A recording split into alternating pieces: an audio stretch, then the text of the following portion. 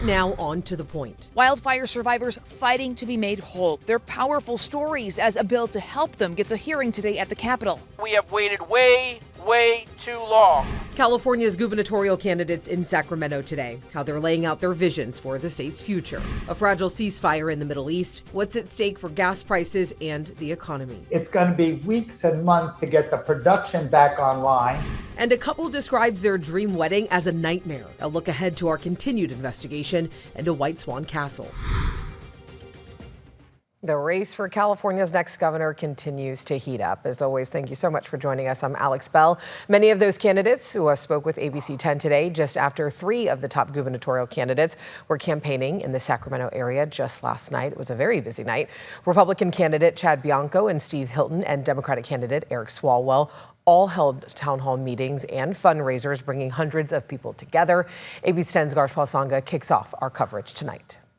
You passed Prop 50. Nearly 1,000 people packed for Congressman Eric Swalwell's Fight for a New California tour in Sacramento. One job should be enough. Focusing on lowering costs and economic relief. Lowering the costs for Californians. That is my core responsibility. When he faced reporters, the conversation quickly shifted to new reports from Politico and LA Times regarding online claims the congressman behaved inappropriately with staffers. It's false, and also, some of the allegations I've seen, which is that we've had NDAs in the office. There's never been an allegation, and there's never been a settlement. Swalwell says he wants there to be no doubt about these claims. I don't want there to be any question, in the minds of Californians. Despite the controversy, he stayed focused on his campaign message. I'm not going to be distracted. My job is to be a fighter protector. President Trump loves California. Meanwhile, in Roseville, Republican candidate Steve Hilton riding the wave of receiving endorsement from President Donald Trump. What's going to happen as a result is that the trend that we've already been seeing, which is people getting behind my campaign, and uniting the Republican movement for change, I think that's going to accelerate now. During the town hall, Hilton also leaning into the affordability.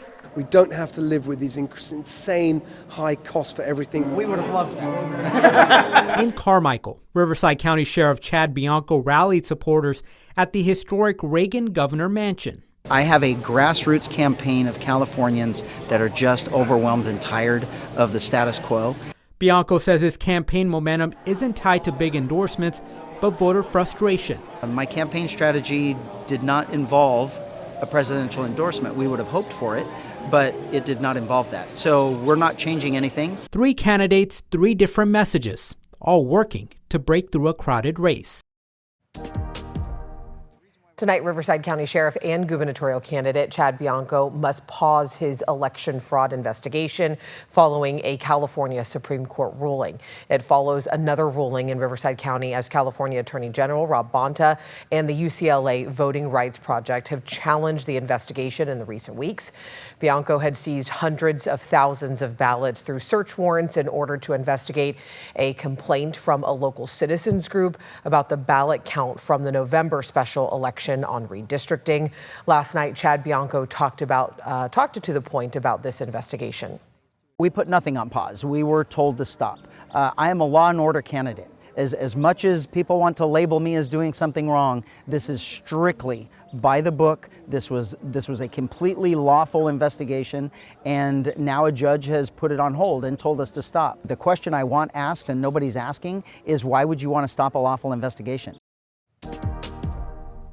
Well, this afternoon, the California Asian Pacific Chamber of Commerce hosted its first ever gubernatorial forum for its members, and they wanted to really learn more about the candidates. So I want to bring in our State Matters political reporter, Jenny He, who actually moderated the discussions. She's joining us now for a recap of the event. Jenny, I know we've talked to a lot of candidates, but talk a little bit more about this forum and really the focus of it. Yeah, Alex, the focus for the audience was how small businesses are really the backbone of California's economy. There was a lot of discussion on how the state needs to make quality of life and operating businesses cheaper, but also more accessible, like eliminating some of the quote-unquote red tape and barriers that could help entrepreneurs succeed and grow their business here in the state. All 10 leading gubernatorial candidates, 8 Democrats and 2 Republicans were invited. Those in attendance were 6 Democrats: Katie Porter, Matt Mahan, Antonio Villaraigosa, Javier Becerra, Betty Yee, and Tony Thurmond. Various ideas were floated, including eliminating the state income tax for those making less than $100,000 a year, to giving more tax credits to small businesses. I really focused on pushing candidates to offer specifics on how they would do all that. So I am very focused on bringing down the cost of housing, on making sure that we are growing the number of businesses and the quality of jobs, a growing California. That is what this campaign is about. We're spending $150 billion more this year than we were 6 years ago. We haven't delivered better outcomes. Nothing's gotten better, frankly. Nothing that really matters to people. As a Democrat, we're a pro-worker state, and we should be, but you can't be a pro-worker state if you're not pro-business. And this is the toughest state to do business. Inclusion. You want a seat at the table. You want to know that from the very get-go, some policy that's going to affect you, you had a chance to weigh in, not later. And see, that's what happens. We have a structural deficit that we're going to have to tackle. We're not going to be able to cut our way out of it, but what we can do is to be sure we're delivering services much more efficiently. State government can do more to help local businesses with tax credits and other resources to support the business. But at the same time, we cannot ignore the impact of homelessness and crime and safety issues. And on the current state of the California governor's race, amid concerns 2 Republicans may advance to the November general, locking out Democrats entirely because their vote is so split, President Donald Trump has weighed in, endorsing former Fox News host Steve Hilton over Riverside Sheriff Chad Bianco. All eyes are on this weekend's CA-GOP state endorsement convention to see if the red vote can now be consolidated. You can watch the full forum from this afternoon on the ABC 10 streaming app. All right, Jenny, thank you. And to hear even more from the candidates and why they are running, I sat down with the top 8 Democratic candidates running for governor. And also we will be at the convention that Jenny was just talking about, the Republican convention happening this weekend. I'll be sitting down with the 2 top Republicans in the race. You can also stream our coverage on our free ABC 10 app. All right, still head on to the point. A new bill aiming to help wildfire survivors is creating some controversy at the state capitol. Supporters say it could hold utilities accountable. We'll have both sides. And stronger storms, flooding, and extreme heat. A warning tonight about a possible super El Nino. Starting later this week, we have a weather impact alert. We're going to be seeing some thunderstorms, strong to severe, and the primary day for that is Friday, followed by much more snow through the weekend. I've got a full breakdown of the forecast after the break. But first, another headlines tonight. A measles outbreak might be spreading through Placer and Sacramento counties. The most recent potential exposure was at Sweet Pea's restaurant in Auburn on March 25th. If you think you are having measles symptoms, public health says you should call ahead before visiting any medical facility. The woman who provided actor Matthew Perry with ketamine was sentenced to 15 years in prison today. Prosecutors say Jasveen Sangha, also known as Ketamine Queen, ran a drug operation out of her Los Angeles home, targeting wealthy, high-profile clients. Perry was found dead in his hot tub in 2023. The cause of his death was ruled drowning and acute effects from ketamine. And the Artemis II astronauts are now preparing for the most dangerous parts of the mission, re-entry into the Earth's atmosphere. Overnight, they completed the first of 3 trajectory burns to guide it towards Earth, where it's set to splash down off the San Diego coast Friday evening.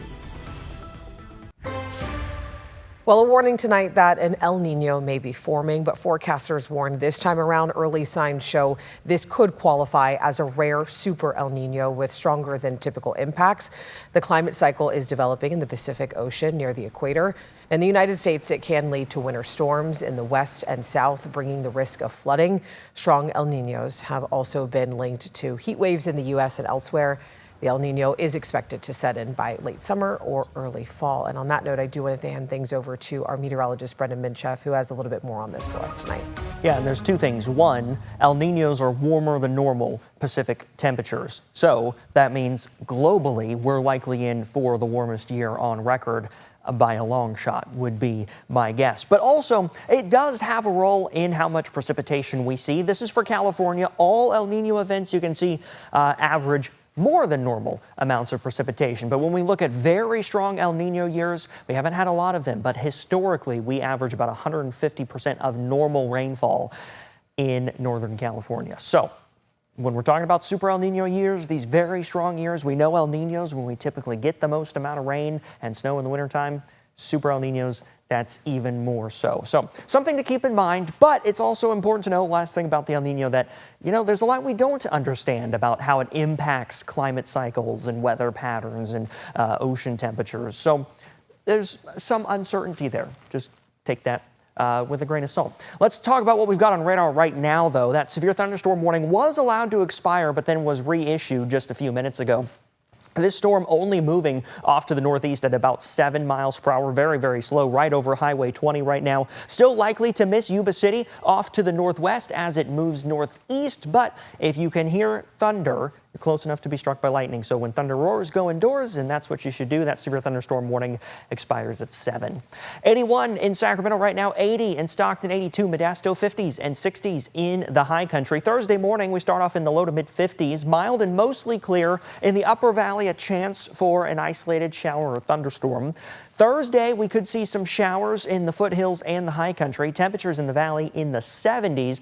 Here's Futurecast. Again, that thunderstorm chance is going to be in the upper valley overnight. Thursday morning, some showers in the coastal range. By Thursday afternoon, pop-up showers and isolated thunderstorms in the high country. After sunset tomorrow, we will start to see some more showers and thunderstorms popping up in the low to mid elevations. And then for Friday, this is where we're going to see the most widespread thunderstorm impacts all day long, but the strongest storms are going to be Friday afternoon. So important to stay weather aware for Friday, and that's when our weather impact alert starts. By the weekend, we've got a lot more snow on the way to the high country. Alex. All right, Brendan, thank you. And our ABC 10 weather impact team is always here for you 24/7 to get the latest conditions anytime with our live 24/7 radar. You can just scan that QR code on your screen and it'll show you how to download our app for free. All right, right after the break, tensions remain high in the Middle East during the fragile ceasefire agreement between the U.S. and Iran. The concerns tonight over oil trade and also what happens next. And lower power bills and long-time overdue payments for wildfire survivors. A new bill at the Capitol aims to tackle both. Lower electricity rates for Californians and compensating wildfire victims. Those are the goals of a bill making its way through the state capitol right now. ABC 10's Becca Hobbecker spoke with wildfire survivors today about what they are demanding. Yeah, Alex, the California Public Utilities Commission, or CPUC, oversees the state's big investor-owned utilities, including PG&E. Now, this bill, AB 2700, would require the CPUC to come up with recommendations for lowering Californians' energy costs and assess how much money these companies still owe victims of fires caused by the utilities' own equipment. At the River Hospital, we've got 4 people trapped. November 8th, 2018 is the day Cody Knowles and his family lost everything. Everything I worked for in my life, everything I promised my daughter, it was gone. He, his wife, and their young daughter survived the campfire, the home they rented in the Butte County community of Paradise, and all their belongings burned. We've struggled from the day after the fire, losing our cars, or whether it was living up in FEMA trailers. It's a fire PG&E formally admitted in court its own equipment started. As a result of that and other fires it caused, PG&E filed for bankruptcy in early 2019. Who burned down our homes? The utilities. Will Abrams leads the Utility Wildfire Survivor Coalition, which advocates for full restitution for all victims of any fires started by a utility in California. If I went ahead and I had burned somebody's house down, they would be holding me accountable. We are not asking anything less than that. A law passed in 2019 established the California Wildfire Fund to help investor-owned utilities pay claims stemming from fires they caused, but only fires started after July 12, 2019, meaning survivors of earlier utility-caused fires, like the Camp Fire, could not benefit from the fund. A separate trust, established as a condition of PG&E's bankruptcy reorganization, was supposed to reimburse earlier survivors, but Camp Fire victims here say they've only received 70% of what they're owed, more than half of which went to attorney fees. So they're gathering in support of Assembly Bill 2700, authored by Assemblymember James Gallagher. We need rate relief now. and we need to make sure victims are compensated. His bill aims to address both issues by requiring the California Public Utilities Commission to generate a report with recommendations to cut ratepayers' electricity costs by 30%. The report would also have to include an audit of restitution shortfalls for victims of utility-caused wildfires prior to July 2019, with recommendations for making those victims whole. ABC 10 asked PG&E for a response to Gallagher's bill and victims' demands to receive full restitution. A spokesperson replied, PG&E is focused on delivering safe, reliable, and clean energy service at the lowest possible cost. We've cut residential electric bundled rates 5 times since early 2024, lowering rates by 13%. That's about $25 less a month or $300 less a year on a typical customer bill. For vulnerable customers receiving the low-income discount, rates are down 23%. He said PG&E is taking a neutral position on AB 2700. And AB 2700 passed through the Assembly Committee on Utilities and Energy today. And at this point, no organization or person is registered in formal opposition to the bill. Alex? All right, Becca, thank you. The ceasefire deal between Iran and the U.S. is now in place, but the temporary agreement is fragile. The Islamic Republic closed the Strait of Hormuz again in response to Israeli attacks in Lebanon. The White House today demanded that the channel be reopened and sought to keep peace talks on track. Now, this morning, Secretary of Defense Pete Hegseth and the chairman of the Joint Chiefs of Staff cautiously welcomed the planned 2-week pause. We hope that Iran chooses a lasting peace. But as Secretary Hegseth said, let us be clear, a ceasefire is a pause, and the joint force remains ready if ordered or called upon to resume combat operations. The ceasefire may leave Tehran in effective control of the Strait of Hormuz. Continued control over the strait and Iran's potential charging of tolls for passage would mark a dramatic break from the international maritime order, giving Tehran effective veto power over what passes through, like food imports to oil, gas, and also gas exports from its Arab neighbors. The announcement of a 2-week ceasefire in the war sent oil prices dropping below $95 a barrel, but experts say lower prices for everything from gasoline to airfares and, of course, produce won't come quickly for consumers. Analysts say the fragile agreement does not guarantee oil tankers will be on the move quickly. It could take months to fully restore the flow and also the production of the oil derailed by this war. Now, the stock market also reacting today to the ceasefire. The Dow Jones gained more than 1,300 points. The S&P added nearly 166 points, with the Nasdaq up more than 600 points. Coming up after the break, a look at what we're working on for tomorrow. We have continuing coverage of our investigation into White Swan Castle. All right, coming up tomorrow on To the Point, a local couple says their dream wedding at a Placer County property turned into a complete nightmare.